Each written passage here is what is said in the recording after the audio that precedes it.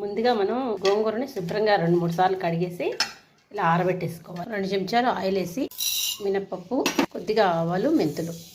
మినపప్పు కొంచెం అలా బ్రౌన్ వచ్చిన తర్వాత నేను ఎండుమిరపకాయలు వేసుకున్నాను, వేగిపోయింది.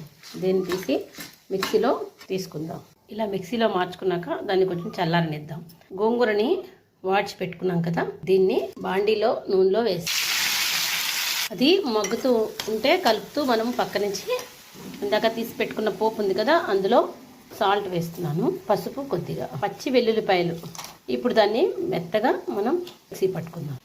ఇలా కచ్చా పచ్చగా నలిగాక ఇందులో కొంచెం చింతపండు రొప్పలు కూడా కొంచెం వేసి అప్పుడు మళ్ళీ మెత్తగా పట్టేసుకోవడమే.